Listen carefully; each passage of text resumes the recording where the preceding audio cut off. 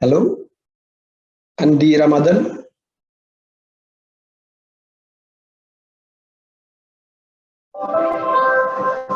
Andi. Nggak ada orangnya ternyata. Dikik dulu. Remove.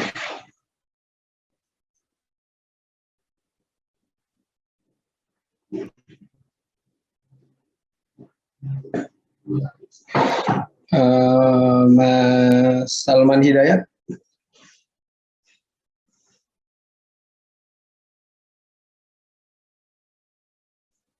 Salman nggak ada juga, remove.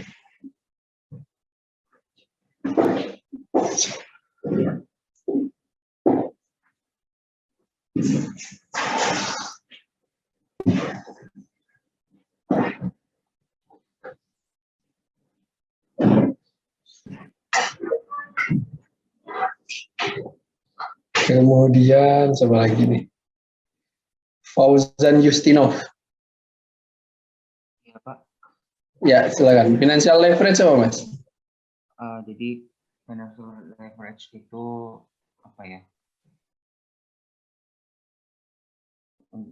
Penggunaan hutang atau mungkin kayak uang pinjaman gitu buat ngebiayain pembelian aset dengan tujuan atau mungkin harapan pendapatannya atau yang di situ mungkin capital gain dari aset yang baru itu bisa ngelebihin yang biaya yang digunakan untuk pinjaman itu. Ya baik. Jadi tadi yang cukup jelas di Mas siapa yang pertama itu? Sanil ya. Gampangannya dia ngutang sih gitu. Financial leverage itu seringkali diidentikan dengan hutang. Kenapa disebut dengan leverage? Karena memang pengungkit. Harapannya itu ketika kita dalam konteks bisnis ya. Di dalam konteks apapun sebenarnya, ketika kita ngutang itu harapannya hasil dari hutang kita itu bukan adalah untuk sesuatu yang produktif gitu. Bukan untuk sesuatu yang konsumtif. Sehingga ketika kita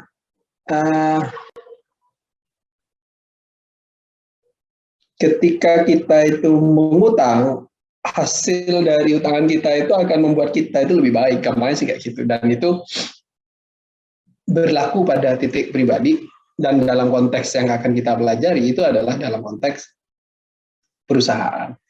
Nah, dalam perusahaan, financial leverage itu memang adalah sesuatu yang hampir semua perusahaan itu melakukan dengan melakukan utang sih, melakukan.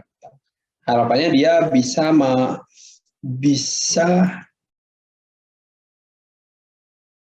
memperbesar gitu ya, memperbesar perusahaannya, capital gain dia menjadi lebih banyak, pendapatan dia lebih banyak, terus kemudian laba bersihnya lebih banyak, maka itu yang disebut dengan scaling up perusahaan. Itulah kenapa disebutnya dia sebagai pengungkit. Gimana kalau kamu ngungkit batu itu kan dia supaya batunya itu naik gitu ya. Makanya dia disebutnya sebagai financial leverage. Dan ketika kita ngomong leverage, pengungkit gitu. Pengungkit itu naiknya supaya mudah.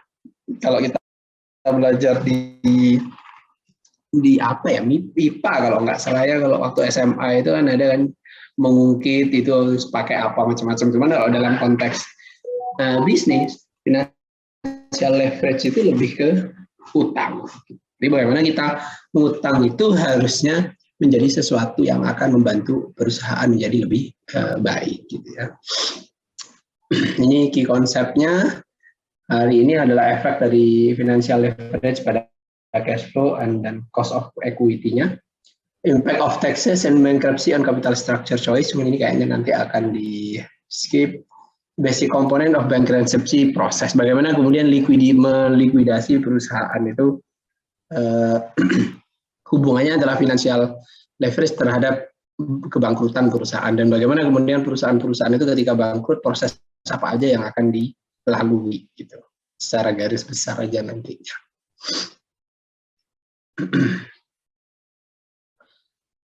Capital restructuring. Nah, dalam konteks capital restructuring, beberapa waktu yang lalu, minggu yang lalu kita sudah belajar tentang capital structure. Nah, bagaimana struktur-struktur modal kita itu akan dibiayai dari apa? Apakah itu dari saham atau dari utang, kan seperti itu ya. Nah, dalam perusahaan dalam berjalannya perusahaan, di awal bisa saja semuanya itu berupa modal, gitu ya. Tapi itu kemudian bisa di restrukturisasi gitu ya kapitalnya itu. Sekarang kita akan lebih banyak masuk pada utang misalkan, sehingga dia ketika butuh yang namanya butuh percepatan, maka dia biasanya akan mengeluarkan atau meminjam hutang, entah itu dengan mengeluarkan obligasi atau langsung melakukan pinjaman ke perbankan. Nah, perubahan capital structure itu, gitu ya, perubahan capital structure itu diyakini dia itu akan mempengaruhi value of the firm. Gampang sebenarnya kalau teman-teman berada di pasar modal itu, kalau sudah ada pengumuman perusahaan akan melakukan utang gitu ya, sebesar nilai tertentu. Nah, itu akan ada dua sih efeknya. Jika kemudian dalam konteks perusahaan itu dianggap dengan hutang, maka kapasitas dia itu akan menjadi naik. Ya bisa saja value of the firm-nya itu akan menjadi naik juga. Dalam konteks ini kapitalisasi pasarnya itu bisa lebih besar. Bahwa orang-orang itu akan menyerbu saham-saham yang dikeluarkan oleh perusahaan dan diperdagangkan di Bursa Efek Indonesia kalau di Indonesia. Jadi bagaimana kemudian kita capital structure itu sebenarnya akan mempengaruhi value of the firm. Nah, capital structure itu apa aja sih gitu ya? Changing amount of leverage a firm has without changing the firm's asset. Jadi asetnya bisa saja kemudian itu tetap, tapi yang namanya apa istilahnya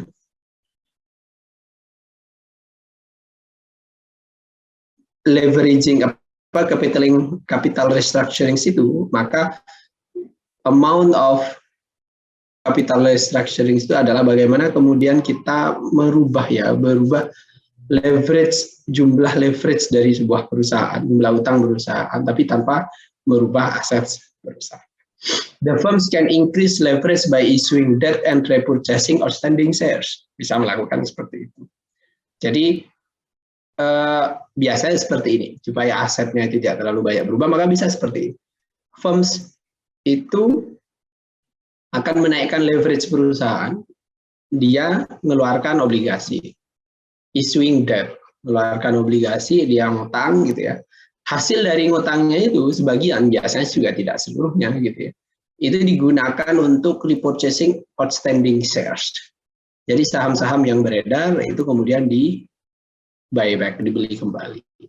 Atau bisa the firm itu mengeluarkannya, menurunkan leverage perusahaan itu dengan cara mengeluarkan saham baru, gitu, new shares, saham-saham portable yang mungkin bisa tidak dikeluarkan, atau malah pakai split gitu. Cuman biasanya kalau mengeluarkan saham baru itu kalau dia di awalnya modal dasarnya itu sudah cukup mampu gitu ya untuk dibesarkan.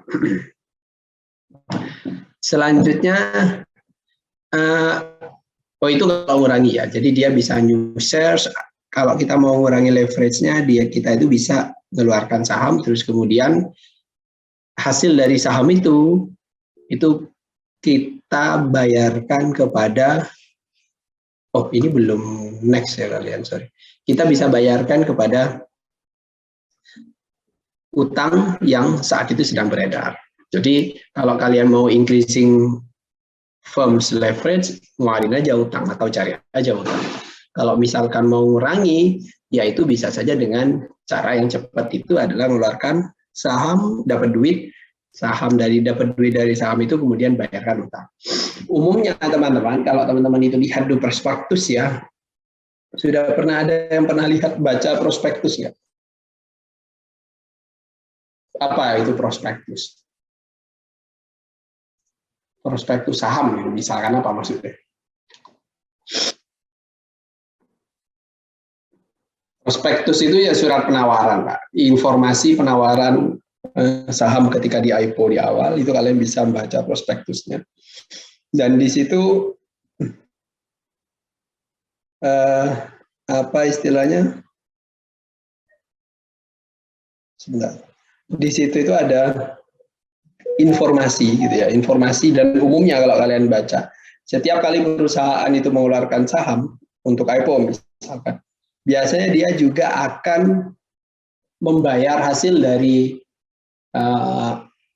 pengambilan saham baru, duit yang diambil dari penerimaan saham, pengeluaran saham baru itu akan sebagian itu akan digunakan untuk membayar utang. Itu sering seperti itu.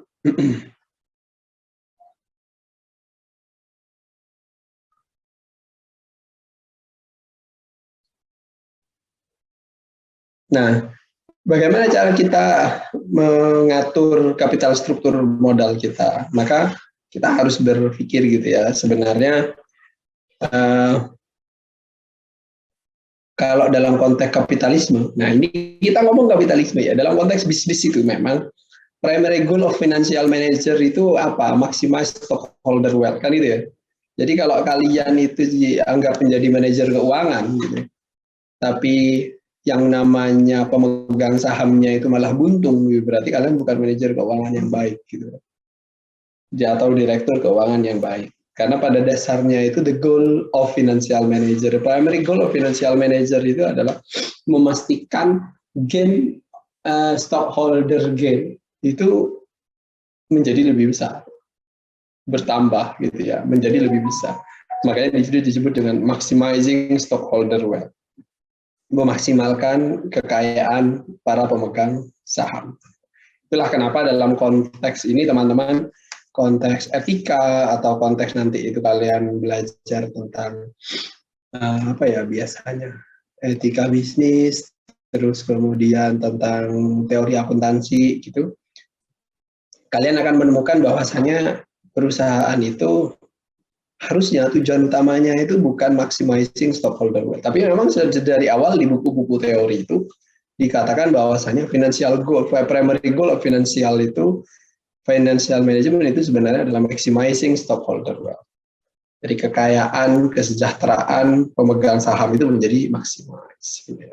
Dan kita belajar itu adalah bagaimana kita memilih gitu ya, struktur modal yang kurang lebih nanti maximizing stockholder wealth. Jadi harusnya itu ngutang apa enggak? Atau kalau kita bikin perusahaan itu lebih banyak dari duitnya pemegang saham, atau kita harus ngutang nih, nah, kurang lebih kayak gitu. Nah, kita itu bisa memaksimasi stockholder wealth dengan cara maximizing value of the funds atau minimizing weighted average capital structure. Weighted average capital structure. Nah, dengan kita memilih, nanti akan ada simulasinya ya, akan ada simulasi yang mana kalian itu akan sedikit dikasih, ya pilihannya memang sederhana, simulasinya sederhana, cuman dari situ kita akan tahu bagaimana efek dari leverage itu tadi. Bagaimana kemudian leverage itu mempengaruhi EPS, earning per share-nya, pendapatan per sahamnya, atau return of equity-nya. Jadi return of equity atas saham di dalam perusahaan itu seberapa besar. Jadi secara umum ketika kita menaikkan jumlah hutang kita, biasanya kita juga akan menaikkan fixed interest expense. Beban bunga pinjaman itu akan menjadi lebih tinggi. We have really good year, then we pay out our fixed cost and we have more left over for our stakeholders. Gitu. Nah, kalau kita berbisnis dan bisnisnya itu bagus, gitu, maka kita bisa dong dari profitnya itu bisa bayar expense-nya itu, fixed interest expense. Ya selisihnya gitu ya, setelah dikurangi beban-beban operasional yang lain, ya akan dikeluarkannya dalam konteks dividen. Tapi bagaimana kemudian kalau kita dapat kenanya yang bad year gitu ya, fixed cost-nya. Nah, dimanapun kalau dalam konteks pinjaman konvensional itu, ketika kalian pinjam, ya terserah kalian mau untung, mau kalian saat ini lagi buntung, kalian tetap harus membayar bunganya sama pokoknya. Rata-rata seperti itu. Nah, leverage amplifies differential in both EPS and ROI. Nah, itu nanti ada variasi di earning per share dan ROI. Habis ini kalau ada pas di Excel-nya itu akan jauh lebih dimengerti. Oh, sebentar. Ini salah lagi. Salah share.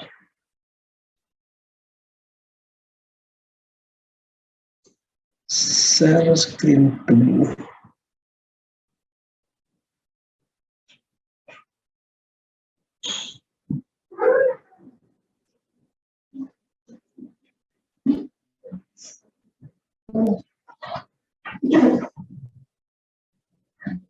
Nah, ini adalah contoh. Cuman dalam contoh ini, bagaimana kemudian tadi value of the firm itu, utang itu akan mempengaruhi pada return on equity sama earning per share perusahaan.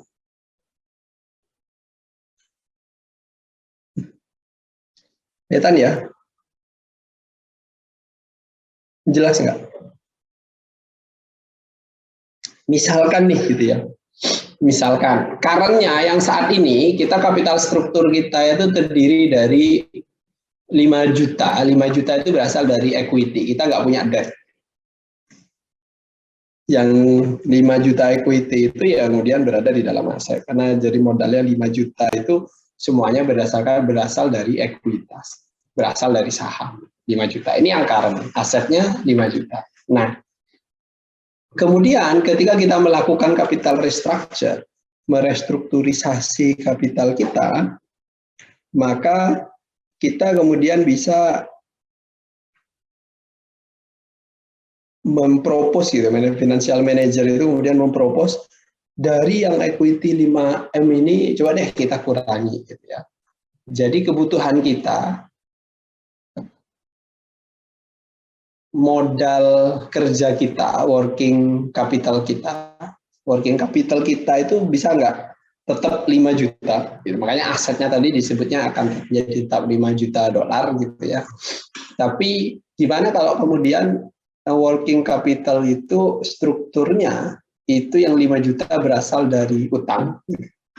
Kemudian yang lainnya berasal dari saham, berasal dari stockholdernya. Jadi 2.500.000 ini berasal dari stockholder, terus kemudian kita mempropos 2,5 jutanya itu berasal dari utang gitu ya. Jadi yang pertama itu current-nya itu yang ini.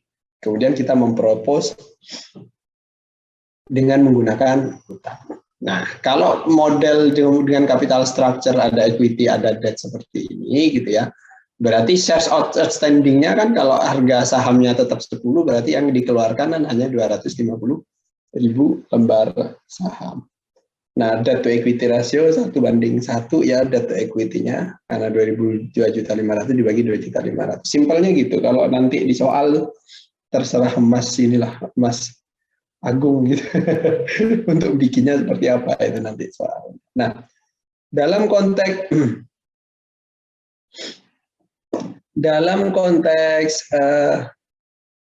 proses dan case seperti ini, maka itu kan akan ada berbisnis. Jika saja current capital structure itu yang tanpa utang, dalam kondisi resesi, earning before interest and tax kita 300.000 gitu ya. Sedangkan kalau dalam kondisi expected return kita, required return kita itu adalah 650.000. Dan kalau mekanisme kita mau melakukan ekspansi gitu ya, expansion, India kalau dalam sisi pas resesi, kita itu hanya akan ada untung 300.000. Kita expected return kita itu kalau dalam konteks normal kita akan expected return, mengekspektasikan, mengharapkan bahwa return kita perusahaan itu laba bersihnya adalah 650.000. Apalagi kalau kita ini mau ekspansi nih, maka ini akan menjadi 1 juta. Nah, dengan kondisi yang current seperti ini, dia kita no debt. Kalau dalam kondisi resesi, net income-nya itu 300.000, expected 650, dan kemudian kalau expansion dia akan dapatnya 1 juta. Kalau kemudian kita hitung pendapatan net income ini dibandingkan ROE-nya gitu ya. ROE-nya kita itu di mana net income itu dibagi terhadap equity-nya, maka ada kalau kita untung 300.000 berarti kita hanya akan dapatnya 3%. Jadi 300.000 dibanding 5 juta. Kalau ternyata expected-nya dapat gitu ya 650.000 laba bersihnya, maka ROE-nya 13%. Kalau dalam konteks ternyata dia itu menguntungkan banget, jadi kondisi bisnis itu melebihi dari ekspektasi kita, expansion, maka kita akan mendapatkan ROE-nya itu 20%. Gitu ya. Nah, kalau dari sini kemudian EPS-nya berapa nih gitu ya. Kalau ini kemudian di EPS-nya net income-nya itu kan 300.000 nih gitu ya, 300.000. Nah, earning per share-nya kalau kemudian dividen itu dikeluarkan semua, berarti dia per lembar sahamnya itu akan mendapatkan 0,6 US dollar. Yang ini dapat 1,3 US dollar setiap lembar saham, dan dalam kondisi yang sangat bagus, per lembar saham itu akan mendapatkan 2 dolar. Jadi ini dalam konteks equity, dalam konteks yang akan didapatkan oleh stockholder kita. Ketika dalam kondisi yang no debt tanpa kita ngutang ke orang, ini datanya, itu asumsinya gitu ya. Nah, bagaimana kemudian yang propose restructure itu anggaplah disetujui atau benar-benar kita lakukan? Maka dengan propose capital structure itu debt-nya 4 juta, anggaplah kita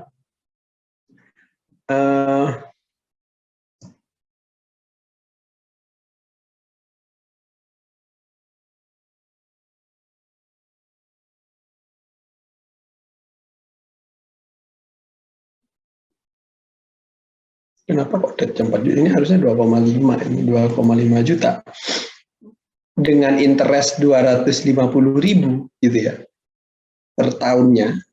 Kan tadi disebutkan bahwa saya financial leverage itu tentu saja akan membuat kita itu harus membayar bunganya setiap tahun gitu. Maka dengan adanya interest 250, anggapnya gampangannya lah dengan kita untung 2,5, interest rate-nya itu adalah 10%, ini 2,5 ini harusnya. 2,4, 2,5 M.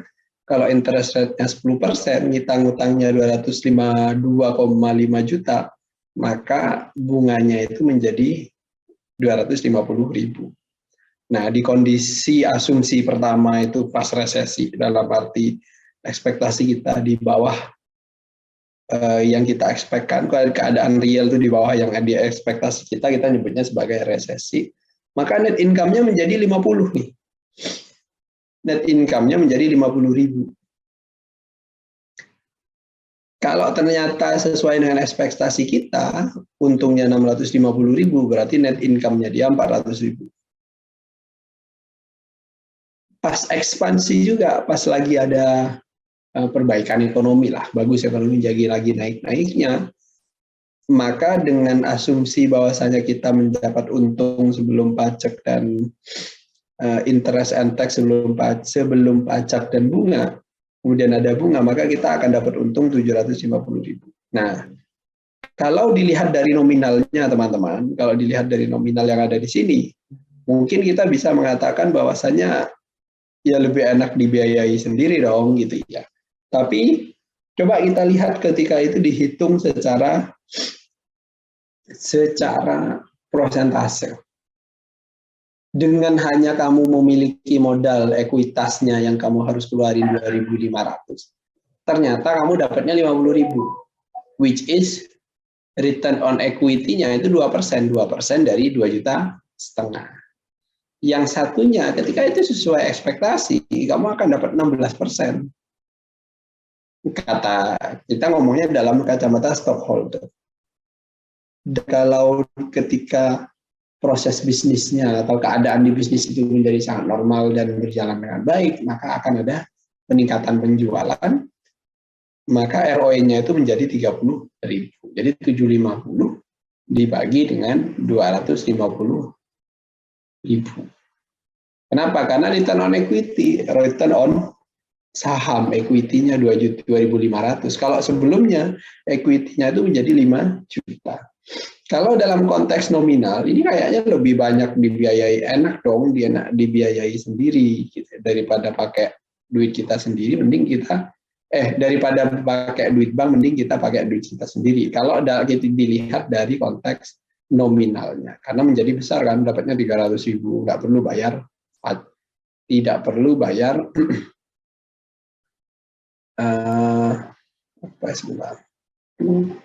Nah, tidak perlu bayar interest ini, bunganya. Makanya dia menjadi net income-nya cukup besar. Tapi ketika dihitung persentase, ya dapatnya lebih enaknya itu adalah kita mekanismenya pakai debt aja, hutang. Jadi hasil dari apa yang kita dapetin itu kita bayari utangan. Terus sisanya yang kita dapetin itu masih lebih besar daripada presentasenya itu benar sih hanya 400.000. Tapi itu sudah melebihi kalau kita membiayai semuanya sendiri 5 juta. Itu cara ngitungnya. ROE-nya segini, EPS-nya jadinya 0,2, earning persennya memang turun gitu. Earning persennya ada yang naik nih ketika expected return-nya sampai ya. Terus kemudian ketika expansion juga pasti ada kenaikan sehingga dia bisa mencapai 0,3%-nya. Kalau di sini 20%, 20%. Oh itu not dead, sorry. Jadi begitu cara ngitungnya. Kalau dilihat dari nominal, ya mending tanpa utang. Gitu. Nah, pertanyaan saya adalah, jika kalian itu memiliki bisnis yang harus kurang lebih enaknya pakai ngutang atau biaya sendiri, menurut kalian memilih yang mana?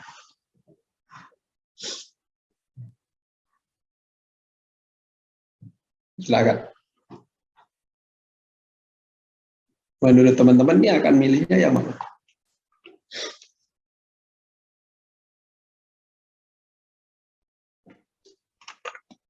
Silakan angkat tangan, raise your hand.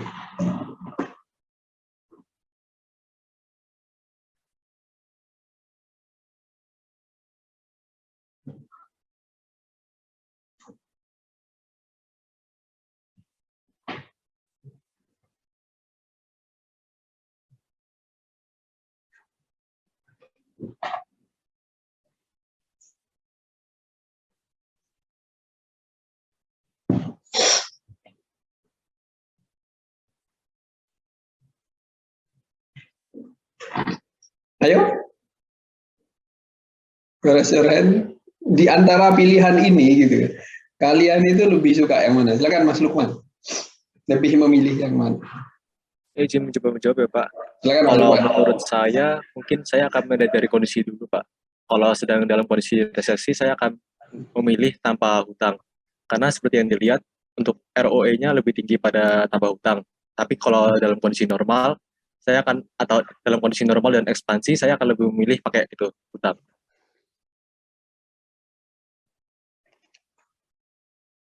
Akan memilih pakai hutang. Iya Pak, benar. Nah persoalannya kan resesi dan ekspansi bisnis itu kan nggak bisa tidak bisa diprediksi secara tepat. Ya. Keputusan modal restructure itu kan seringkali begitu cepatnya dan akan dilakukan akan efeknya itu kan bertahun-tahun. Kayak misalkan posisi terutama kayak COVID kemarin itu kan lagi resesi. Ya.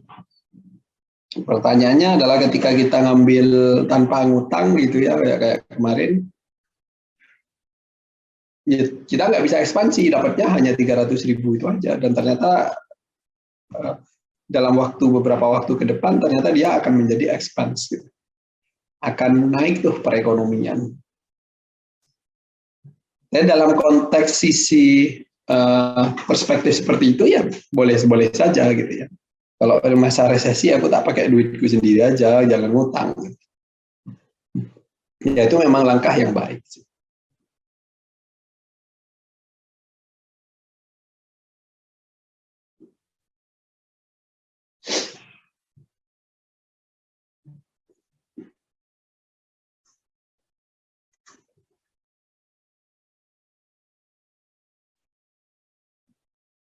Silakan dari teman-teman yang lain, mungkin.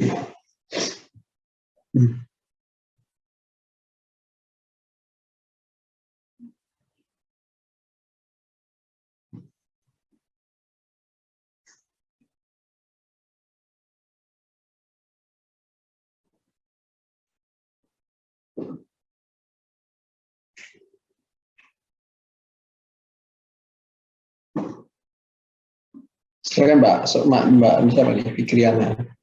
Baik Pak, izin menjawab. Kalau dari saya, menurut saya itu lebih memilih utang Pak, karena apa? Kalau utang itu kan kita cuma ngeluarinnya tadi kan 2,5 miliar itu aja kan Pak. Tapi kita lumayan udah dapat untung jika sesuai ekspektasi atau expansionnya itu. Kan kalau transaction itu kayak kemungkinan kecil, jadi kayak lebih ambil lumayan banyak resiko tinggi, tapi dengan ROE atau EPS-nya itu lumayan tinggi. Kalau dari saya seperti itu. Terima kasih. Berarti lebih memilih utang. Ya. Oke, dari teman-teman yang lain, silakan.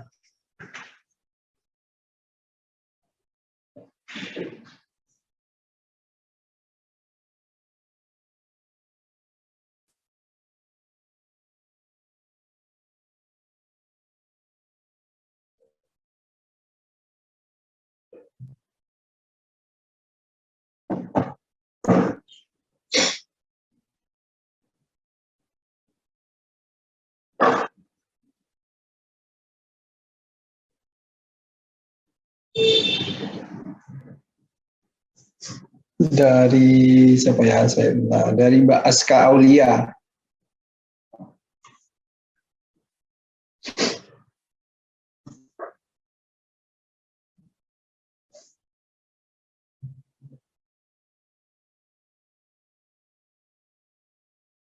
Halo Mbak Aska.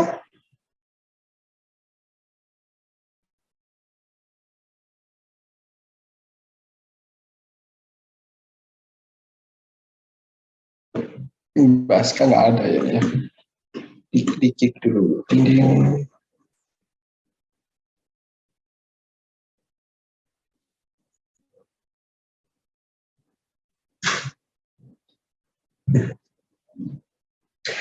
Dari Mbak Kathleen.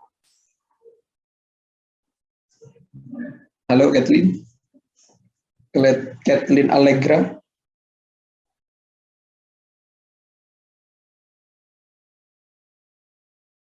Halo. dia itu on. Terus dia dengerin apa dong?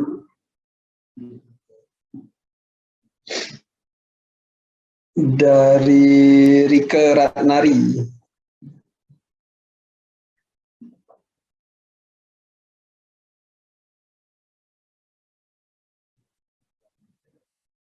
Halo Rike.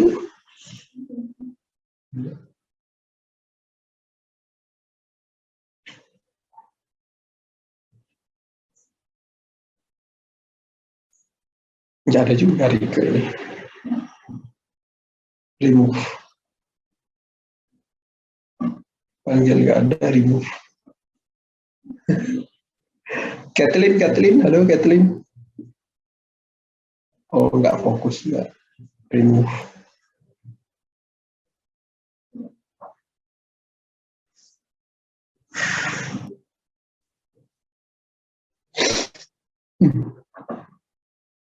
Mbak Nadila.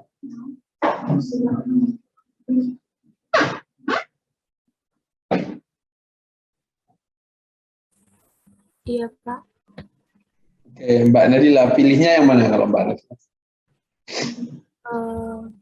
Saya kurang lebih sama kayak Fikrian.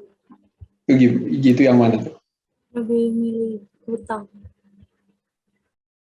Gini deh, saya pengen tahu secara cepat. Raise hand ya. Yang milih utang siapa?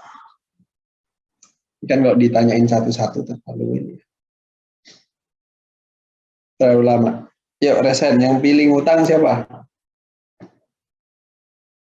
Fikriana, Kaif, Nabila, Dimas, Nur, Anissa Dwi, Lukman. Semuanya pada minta ngutang. terus. 5, 4, 3, 2, 1. Oke. Sudah? Berarti ini semua teman-teman yang memilih utang ya. Ada berapa orang? 24 orang, 25 sekarang ada lagi 5, 4, 3, 2, 1 gitu ya. Itu semuanya memilih, sebentar tak. Screenshot ini seru juga ya. Sorry.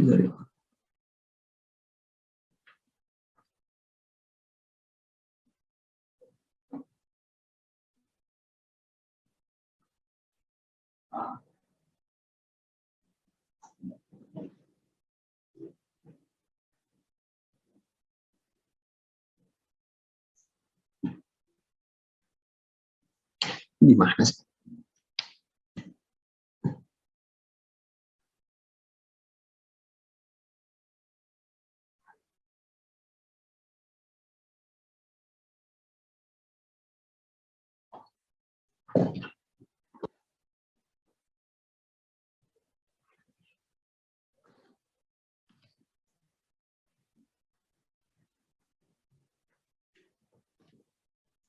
Oke, kemudian silakan lower semua handnya. Gimana caranya nge-lower handnya? Silakan di lower. Selanjutnya siapa yang, ayo lower hand semua. Dan tadi sudah selesai. Ada kok caranya nge-lower hand. Mana ya? Lower hand. Oke, sekarang pertanyaan adalah siapa yang kemudian memilih tidak ngutang?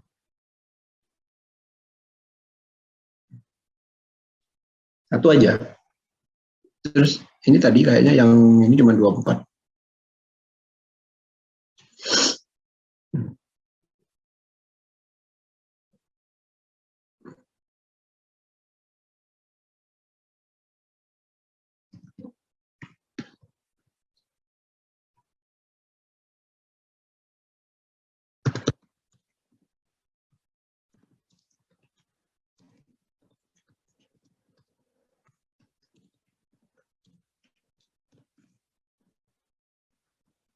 Hanya dua orang yang memilih untuk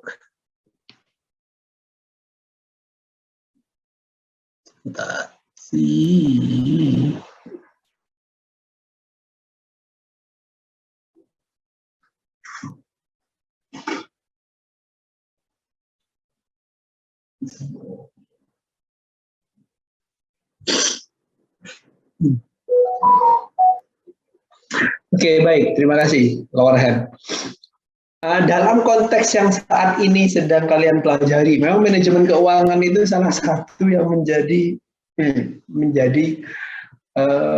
apa ya? Ya keilmuan kapitalisme yang benar-benar merasuk banget kita. Jadi kita itu akan mendapatkan uang gitu ya lebih banyak gitu. ROE kita akan dapat 2%, 16%, dan 30% kalau kita ngutang gitu. Bahkan teman-teman, kalau dalam bisnis, di dunia bisnis real itu, selama kita bisa pinjam, ngapain kita pakai duit kita sendiri gitu. Cina-Cina tuh kayak gitu, terutama, maaf ya, bukan mau ini, cuman ada klien saya itu ada berapa banyak, isinya minjem aja. Duitnya banyak, duitnya banyak. Saya pernah cerita di kelas ini apa enggak ya, saya lupa ya. Yang pasti duitnya itu miliaran serius. Tapi mereka lebih suka itu pinjem. Jadi duit yang miliaran itu ditabung aja, ditaruh gitu. Modelnya kayak gitu. Dan itu memang sudah jadi keumuman. Nah, dalam konteks ini teman-teman menjadi tanggung jawab saya untuk memberikan sedikit, ini agak berbeda ya. Agak berbeda dari konteks manajemen keuangan yang secara umum.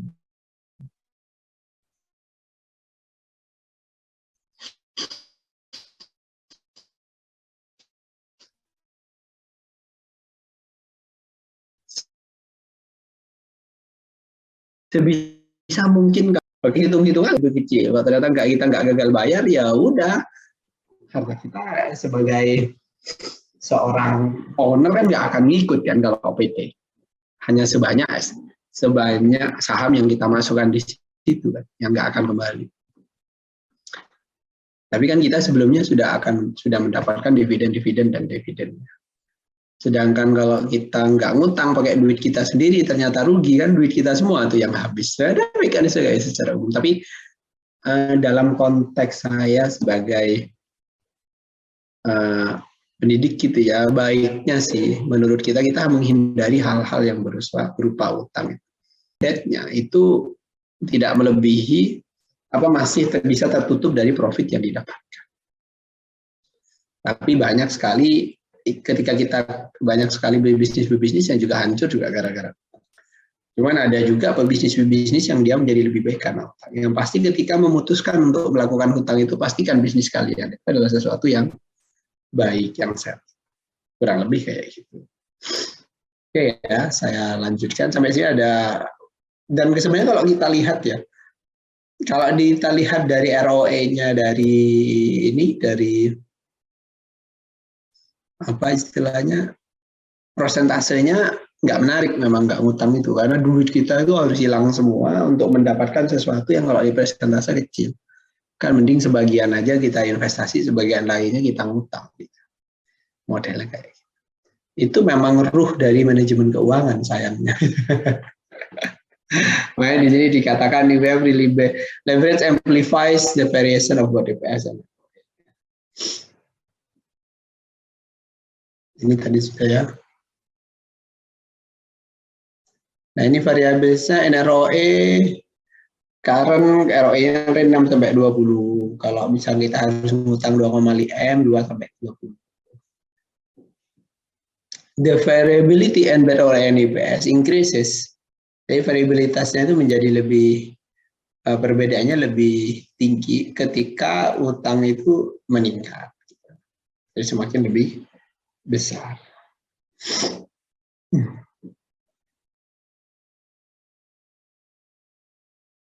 Nah ini tadi asumsi-asumsi yang tadi itu, coba break even EBIT-nya berapa? Find EBIT where EPS is the same under both current and proposed capital structure.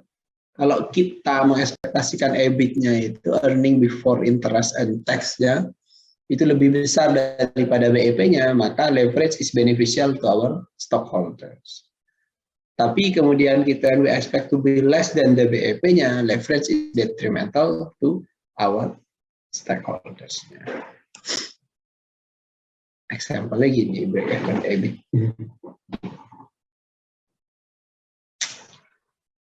Satu. Jadi EBIT-nya itu misalkan EBIT per 500 gitu. Required-nya kan 500 ya tadi, mana tadi?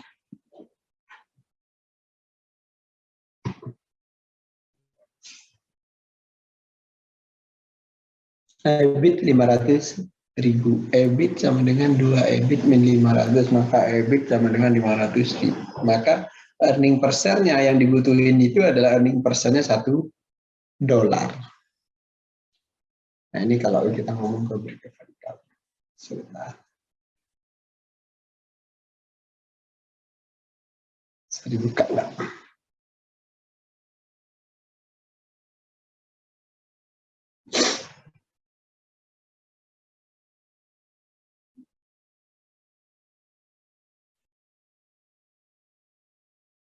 Nah ini grafiknya. BEP-nya di $1 nih, di $1 EBIT 500.000.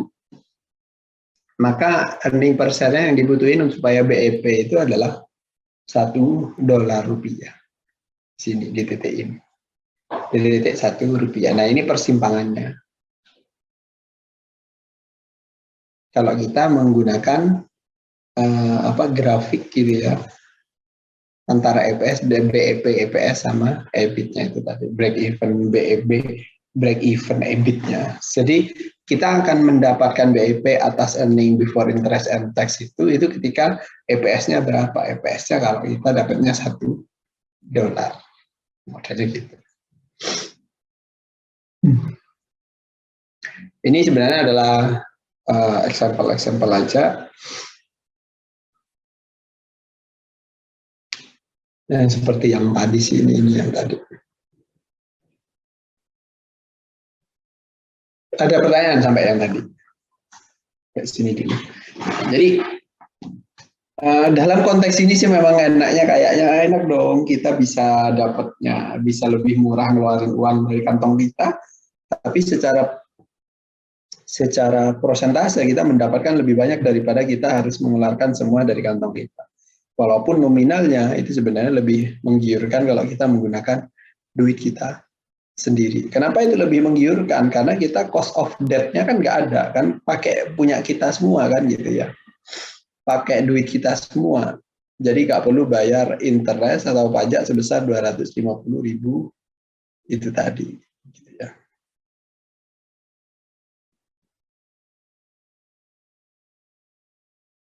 Jadi modelnya seperti itu.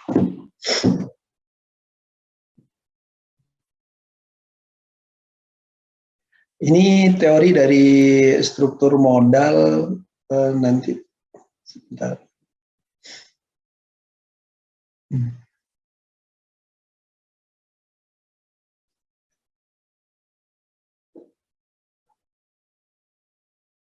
Saya cari yang ini dulu.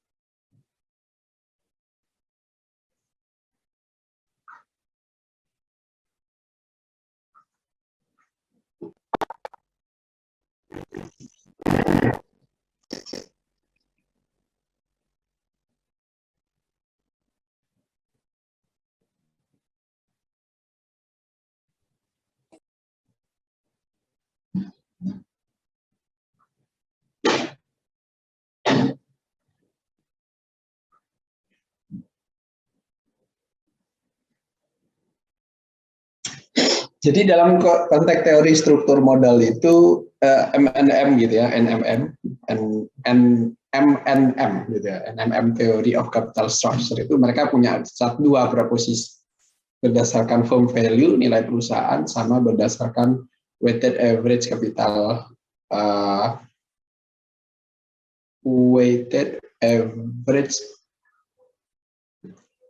capital apa WSC satunya gitu ACC itu. The value of the firms itu bahwa nilai perusahaan itu ditentukan dari cash flow-nya kata dia.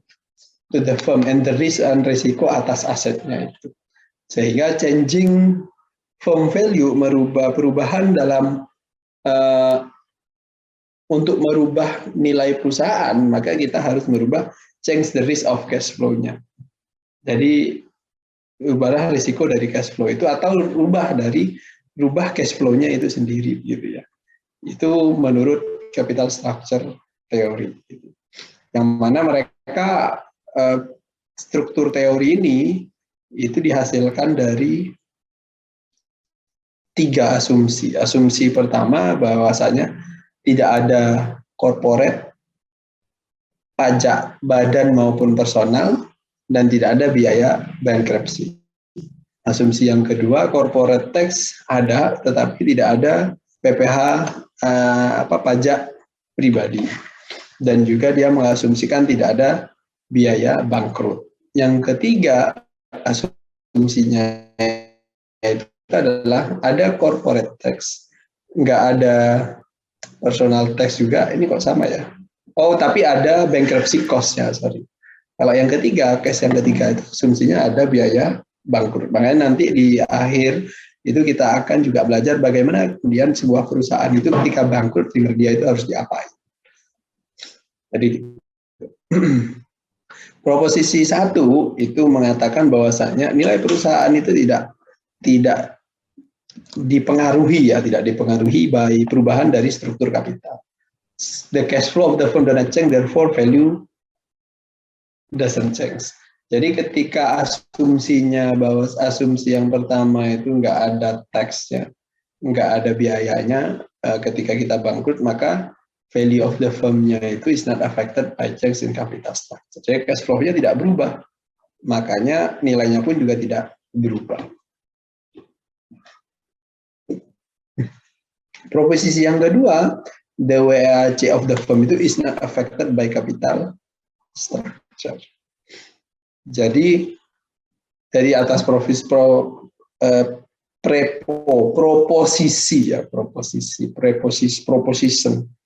anggapan awal, asumsi awal gitu. Asumsi awal yang kemudian dipropose itu ditawarkan gitu ya. Tawaran pertama itu WAC of the firm is not affected by capital structure. Maka mereka akan mendapatkan equation seperti ini, which is saya tidak tahu dari mana gitu ya hasilnya. Yang pasti mereka kemudian mendapatkan hitung-hitungan bahwasanya kalau WAC ini kan sudah ada kan kemarin gitu ya. Di sini kemudian R itu risk of cost of the firm business risk of the firm asset, dan R kurangi RD risiko aset, risiko debt dibagi debt per equity adalah biaya dari risiko keuangan. The additional return required by stockholder to compensate for the risk of leverage. Jadi risiko keuangan itu adalah logikanya kayak gini. Ketika kalian itu punya perusahaan dan kemudian kita memiliki risiko atas keuangan kita gitu.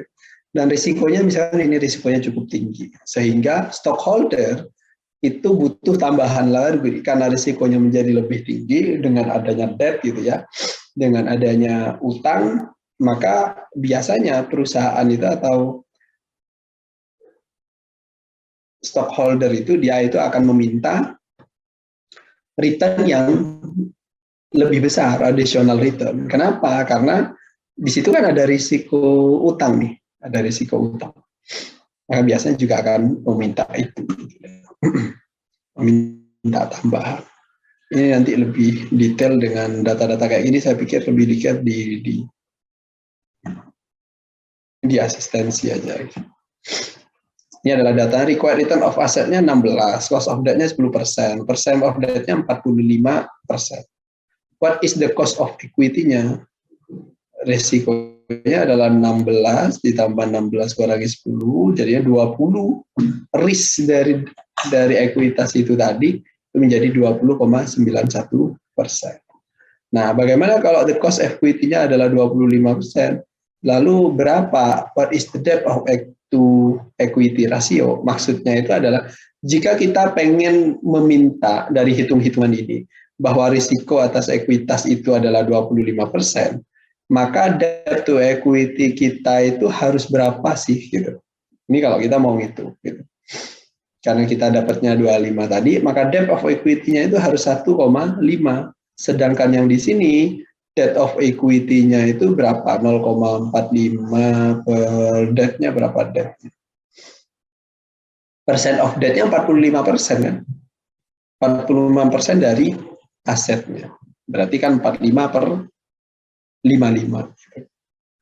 Maka ketika kita memiliki, bukan aturan, memiliki batas gitu ya, bahwa cost equity-nya itu adalah 25% aja, maka kalau kayak gitu, debt of equity rasionya adalah 1,5% dari ekuitas. Nah, dari informasi di atas yang kita dapat itu, maka equity of the firm 1/2,5 adalah 40%. Ini nilai perusahaannya gitu ya. Jadi nilai perusahaannya itu 40% dari seluruh aset. Ini saya lalui.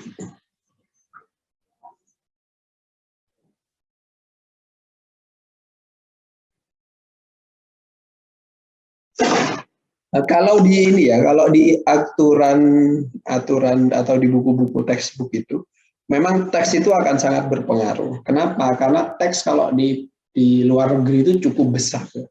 PPN di luar negeri itu 20%, di UK itu 20% PPN-nya. Kita kan baru 11%. Jadi kita itu sebenarnya masih baik hati gitu. Pemerintahnya. Di UK itu 20% PPN, teman-teman. Jadi kalau barang baru di UK itu rata-rata dia lebih mahal daripada di sini. Itu bukan karena barangnya lebih mahal, tapi karena PPN-nya 20%. Cuman kalau barang second, rata-rata di UK itu lebih murah dari barang di sini, dan lebih bagus lagi. Itu pengalaman saya. Setelah saya telusur, Pak laptop dan macam-macam itu, ya gara-garanya PPN itu. Nah, itulah kenapa dalam konteks case itu, dalam konteks beberapa teori-teori manajemen keuangan barat, mereka selalu mempertimbangkan tax. Karena tax itu disatakan di sini interest is tax deductible. Terus kemudian when a firm adds that, ketika firm itu memiliki utang, it reduce tax else equal. Jadi dia akan mempengaruhi taxes-nya. Nah, reduction in tax itu increase the cash flow of the firm. Karena kita itu ngutang gitu, karena tax itu beban bunga itu bisa mengurangi beban bunga pinjaman ya. Karena beban bunga pinjaman itu bisa mengurangi utang, mengurangi pendapatan kena pajak, itu PKP kalau di Indonesia, maka tentu saja duit yang seharusnya kita bayarin untuk pajak badan itu kan nggak jadi kita bayarin kan, karena lebih berkurang. Nah, di situ dikatakan reduction in taxes itu akan meningkatkan arus kas perusahaan. Nah, lalu bagaimana increase the cash flow is to affect the value firm gitu ya. Nah, taxes 30%, levered firm, unlevered firm. Ini unlevered firm. Nah, hitung-hitungan tadi itu kan, ini adalah perusahaan yang tidak pakai ngutang, ini perusahaan yang pakai ngutang. Kalau karena dia itu pengurusan pakai ngutang, utangnya kan income-nya, profit-nya kan 5.000 nih, yang sama-sama 5.000. Karena dia itu punya beban bunganya kan akan mengurangi profitmu kan. Jadi pendapatan kena pajakmu, kalau orang perusahaan yang nggak punya utang itu tetap 5.000, yang punya utang itu 4.500.000. Nah, setelah dapat 4.500.000 itu ini taxnya nih, kalau di Amerika taxnya 34%. 30-an%. Jadi kalian itu, ini hanya cerita ya. Saya itu ketika kerja akuntan di Inggris itu potongannya dari BPJS, kemudian PPH ya, pajak penghasilannya, itu hampir 30%. Nah, 30% bukan hampir, 30% lebih gitu. Kalau di total. Jadi ada BPJS ketenaga kerjaannya, ada BPJS kesehatannya, terus kemudian ada utang pajak penghasilannya, itu potongannya yang kita terima dari yang misalkan kamu dapat 2.000, gaji saya waktu itu tuh 2.275 pound sterling waktu itu, sekitar 44 jutaan. Itu dapatnya itu hanya tinggal, pokoknya dikurangi 30-an% lah gitu ya. Kalau kita benar-benar bayar pajak, cuman karena saya bukan pinter juga sih ya, kemudian minta ke bos saya, bos gitu ya, yang 1.000 dilaporkan aja, yang 1.000 saya mintanya cash saja gitu. Akhirnya saya nggak kena pajak. Modelnya kayak gitu. Nah, dalam konteks ini bayangkan tax-nya itu berapa? Net income-nya karena di tax 1.700, kemudian di sini menjadi tax-nya kan jadi 1.530 dong, ya. Sehingga net income-nya memang turun nih 3.300. Yang ini tax income-nya menjadi 2.970. Tapi cash flow-nya itu 3.300, yang ini 3.470. Karena selisihnya itu ya 2.970 itu berasal dari yang 3.470 itu ya berasal dari 100 berapa ini? 170 ini. Karena kan nggak jadi bayar tax kan, yang harusnya kita bayar tax 1.700 ini. Tapi karena kita ngutang, maka kita bayar taxnya hanya 1.530 gitu. Logikanya kayak gitu. Makanya menurut mereka itu juga salah satu tax planning mereka ini ya ngutang gitu. Ngutang untuk mengurangi pajak yang dibayar. Karena beban bunganya itu menjadi lebih kecil, dan biasanya ngutang-ngutangnya itu ke pihak afiliasi. Jadi misalkan si Salvina gitu ya, itu punya satu PT, kemudian satunya punya PT lain lagi. Nah, itu ngutangnya antar PT gitu. Jadi bayar bunga masuknya ke Calvina sendiri, ke PT satunya terus gitu muter-muter. Jadi kalau perusahaan-perusahaan besar itu dia kompleks banget tuh. Makanya kalau di SPT pajak nanti kalian udah belajar pajak itu, di situ sampai ada khusus transaksi antar perusahaan afiliasi yang memiliki hubungan istimewa, itu harus dimasukkan. Jadi gitu.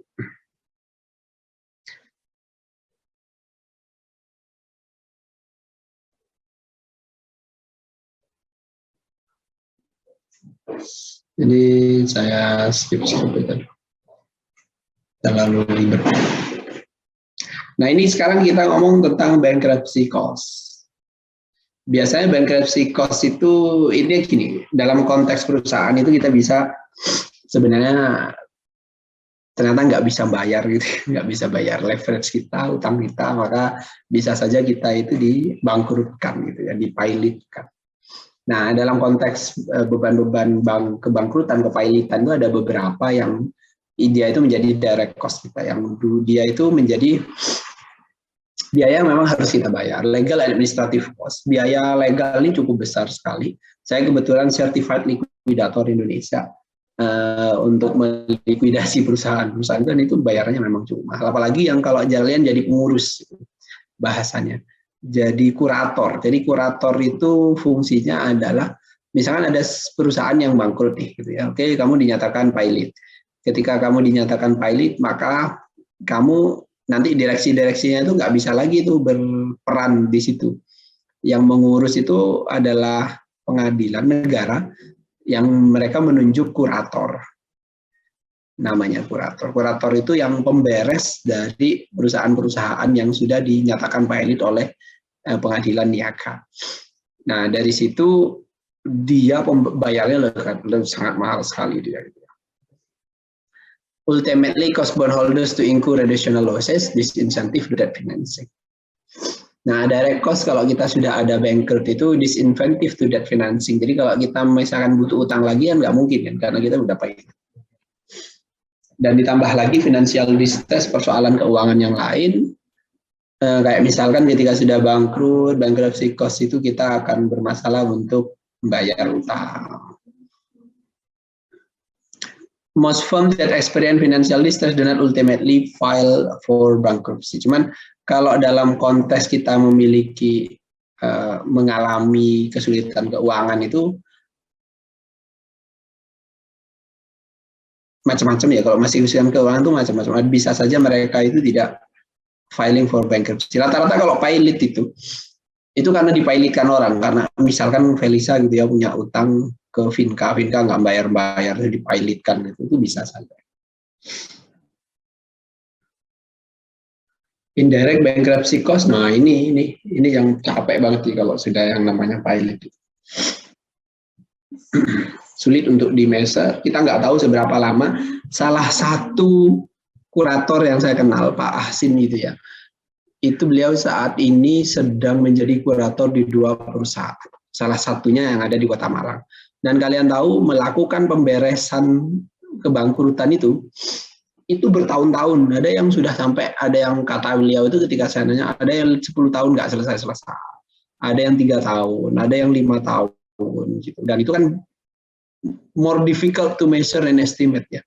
Terus biaya-biaya yang harus muncul untuk melikuidasi sebuah perusahaan, mematikan sebuah perusahaan, menyelesaikan kewajiban-kewajibannya secara hukum. Itu nggak bisa.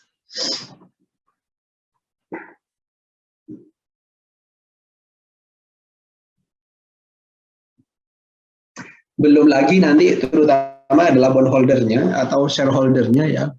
Shareholder itu kalau sudah stockholder ya, stockholder itu biasanya memang mereka menghindari pilot itu supaya apa? Supaya duit mereka itu bisa balik dulu gitu kan, dengan mekanisme dividen atau apapun. Karena kalau sudah di mekanisme bangkrut, kamu tuh udah nggak bisa ngapa-ngapain. Direksi itu biasanya akan dikeluarkan semua, gitu ya. Dihentikan wewenangnya dan diganti dengan pengurus. Sehingga dia itu tidak boleh ngapa-ngapain lagi gitu, nggak boleh ngambil duit seenaknya gitu. Karena rata-rata PT, apalagi PT-PT yang masih kecil-kecil itu, yang pengeluaran pribadi pun itu masih bisa masuk di pengeluaran perusahaan. Ada yang kayak gitu, banyak sih yang kayak gitu.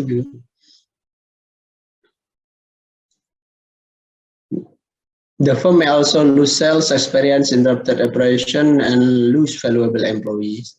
Kalau kita sudah bangkrut, itu apalagi dinyatakan bangkrut, biasanya banyak orang. Ini saya lagi nangani satu klien yang sebenarnya mau bangkrut.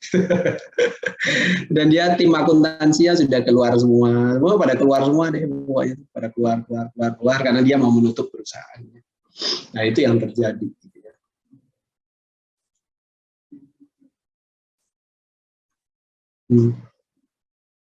Dan ini benar-benar sedang terjadi nih.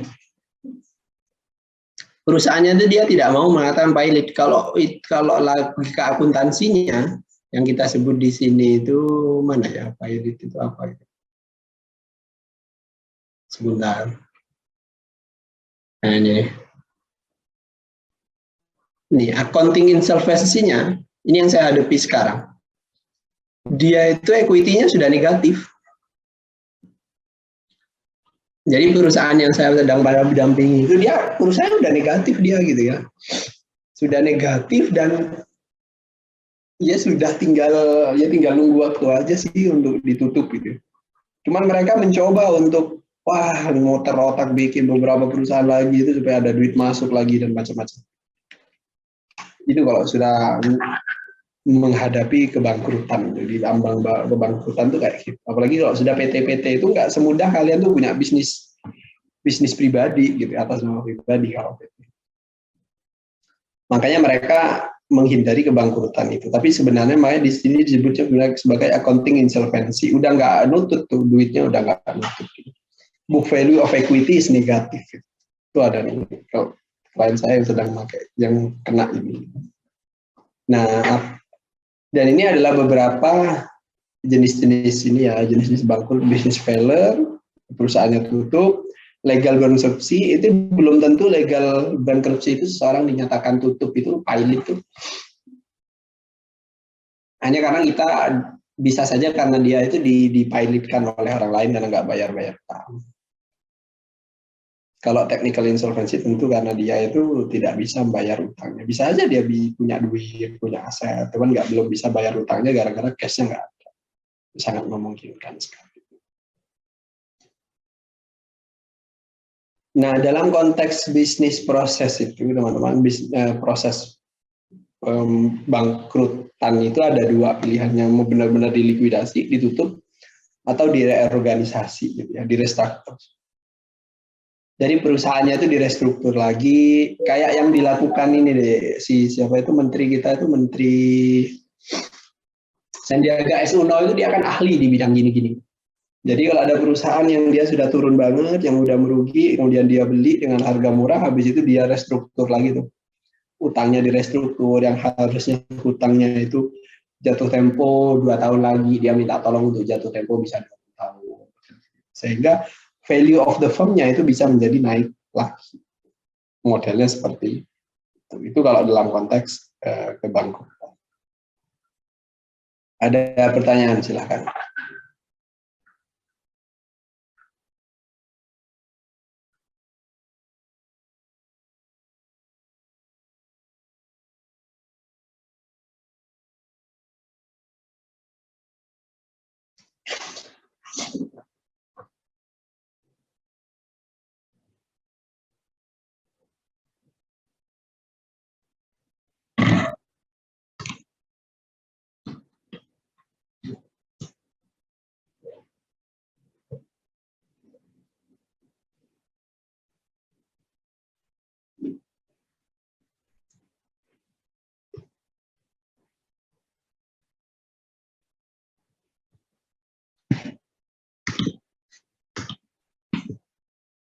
Silakan kalau ada diskusi.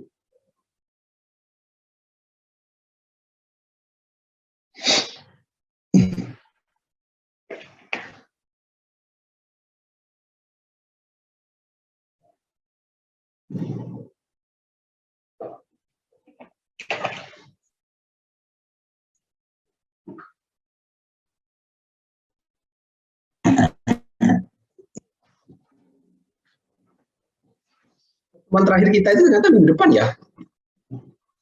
Kita itu kalau nggak salah masih kurang 2 pertemuan, apa kurang 1 pertemuan. Cuman kan dihitung ya, yang pertemuan dengan praktisi itu kan dihitung, jadi kurang 2 kalau nggak salah. Besok sama ada 1 lagi. Jadi mungkin nanti akan ada tambahan gitu ya. Atau nanti bisa menggunakan kuis tapi pakai model asinkron. Nanti biar diatur sama tim Nasdem. Silakan kalau ada pertanyaan.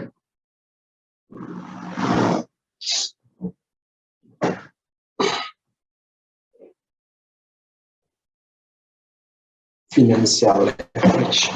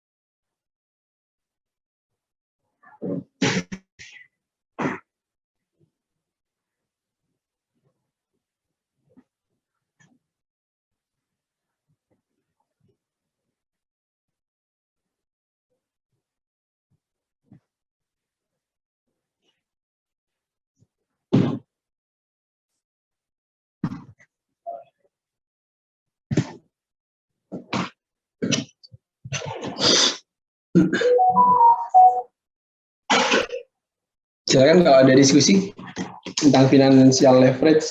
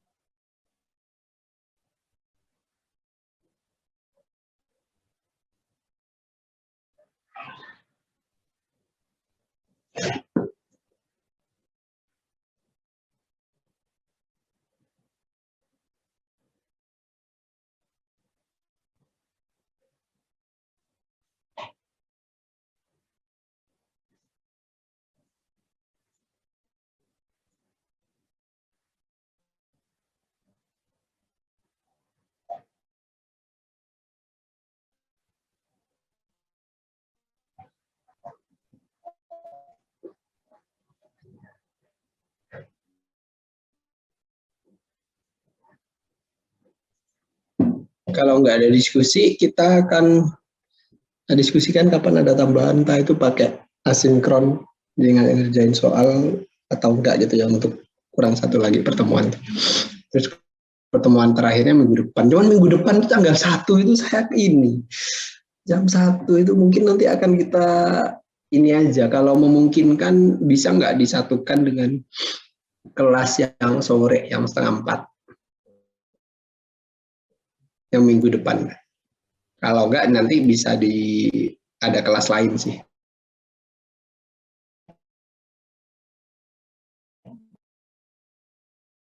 Enggak apa-apa.